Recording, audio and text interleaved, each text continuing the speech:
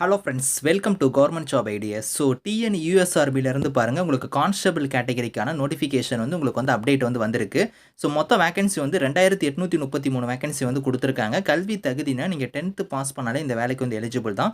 சேலரின்னு பொறுத்த வரைக்கும் starting salary 25,000 உங்களுக்கு வந்து வரும். உங்கள் சொந்த ஊர்லேயே தான் உங்களுக்கான போஸ்டிங்ஸுமே வந்து இருக்க போகுது. ஸோ இப்போ இந்த வேலைக்கான கேரிட் சைட் நம்ம பார்க்கலாம். நீங்கள் இப்போ தான் நம்ம சேனலுக்கு ஃபஸ்ட் டைம் வரீங்கன்னா சப்ஸ்கிரைப் பண்ணிக்கோங்க.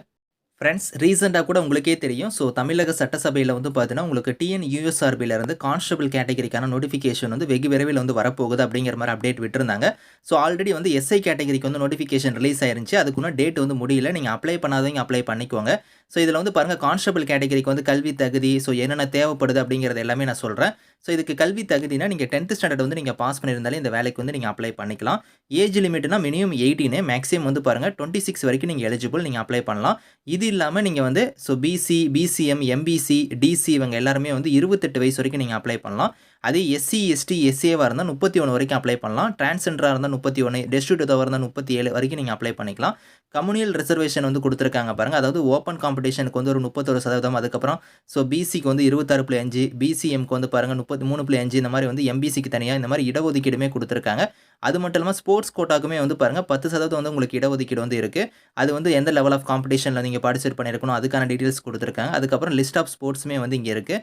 அதே மாதிரி 5% வந்து பார்த்தோன்னா ரிசர்வேஷனுக்கு வந்து உங்களுக்கு இடஒதுக்கீடு இருக்குது. அதுக்கப்புறம் டெஸ்டிடியூட்டோவுக்கு வந்து 3% இருக்குது. ஸோ அதே நீங்கள் தமிழ் வழியில் வந்து 1வதுலேருந்து 10ஆம் வகுப்பு வரைக்கும் நீங்கள் தமிழ் வழியில் படிச்சிருக்கீங்க அப்படின்னா 20% வந்து பார்த்தோன்னா பிஎஸ்டிஎம்க்கு வந்து உங்களுக்கு வந்து ப்ரிஃபரன்ஸ் தருவோம் அப்படிங்கிறத கொடுத்துருக்காங்க. டிரான்ஸ்ஜெண்டருக்கு வந்து தனியாக கொடுத்துருக்காங்க.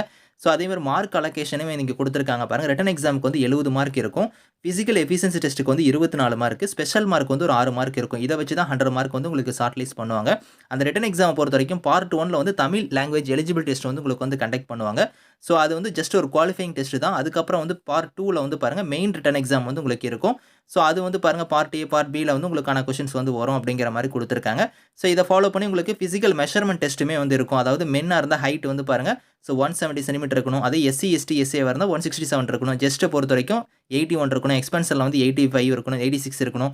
அதே மாதிரி தான் விமன் கேட்டகரிக்குமே வந்து தனியாக வந்து ஹைட் வந்து கொடுத்துருக்காங்க. ஸோ அதுக்கப்புறம் எண்டுரன்ஸ் டெஸ்ட்டை பொறுத்த வரைக்கும் நீங்கள் வந்து ரன் பண்ணுற மாதிரி இருக்கும். ஸோ விமனாக இருந்தால் அதுக்கு தனியாக வந்து உங்களுக்கு எவ்வளோ மீட்டர் வந்து நீங்கள் ரன் பண்ணணும். ஃபிசிக்கல் எஃபிஷியன்சி டெஸ்ட்டை பொறுத்த வரைக்கும் rope climbing, long jump, high jump, so 100 metres run இந்த மாதிரி கொடுத்துருக்காங்க. இதெல்லாம் வந்து நீங்கள் செக் பண்ணி பார்த்துக்கோங்க. இதெல்லாம் வந்து ப்ரீவியஸாக உங்களுக்கு வந்து நான் காமிக்கிறேன். ஸோ நோட்டிஃபிகேஷன் ரிலீஸ் ஆனதுமே நீங்கள் வந்து இதை தெரிஞ்சுக்கலாம். இதுக்கு முன்னாடியே நீங்கள் இதை பார்த்துட்டிங்கன்னா உங்களுக்கு வந்து ஈஸியாக இருக்கும். ஸோ நிறைய ப்ராக்டிஸ் வந்து நீங்கள் பண்ணுற மாதிரி இருக்கும். அதெல்லாம் நீங்கள் பார்த்துக்கோங்க. ஸோ ஸ்போர்ட்ஸ்க்கான டீட்டெயில்ஸுமே வந்து பாருங்கள் இங்கே கொடுத்துருக்காங்க. அதையுமே நீங்கள் இதில் செக் பண்ணிக்கலாம். என்னென்ன ஸ்போர்ட்ஸ்க்கு வந்து எந்தெந்த லெவலில் நீங்கள் சர்டிஃபிகேட் வச்சிருக்கணும் அதுக்கான டீட்டெயில்ஸ் எல்லாம் கொடுத்துருக்காங்க. அதுக்கப்புறம் எக்ஸாம் ஃபீஸுமே வந்து பாருங்கள் ரூ. 250 உங்களுக்கான ஃபீஸ் வந்து இருக்கும். அது ஆன்லைன் மோடில் நீங்கள் பே பண்ணுற மாதிரி இருக்கும். ஸோ அஃபிஷியல் நோட்டிஃபிகேஷன் வந்து பார்த்தோன்னா உங்களுக்கு கூடிய விரைவில் வந்து ரிலீஸ் பண்ண போகிறாங்க. ஸோ இதுதான் வந்து இதுக்கான டீட்டெயில்ஸ் எல்லாமே வந்து கம்ப்ளீட்டாக வந்து உங்களுக்கு வெப்சைட்லேயே கொடுத்துட்டாங்க. இதை நீங்கள் ஒரு தடவை நீங்கள் தெரிஞ்சுக்கிட்டிங்கன்னா போதும். அதுக்கப்புறம் நீங்கள் ப்ராக்டிஸ் கூட நீங்கள் வந்து பண்ணிக்கலாம் இப்போ இருந்தே. ஸோ ஏன்னா வந்து உங்களுக்கு ஒரு 1 ஆர் 2 மந்த்ஸ்க்குள்ளாரே வந்து நோட்டிஃபிகேஷன் வந்து ரிலீஸ் ஆயிரும். ஸோ அப்டேட் பண்ணிட்டேன் இப்போ. நீங்கள் வந்து செக் பண்ணி பாருங்கள். Thank you friends.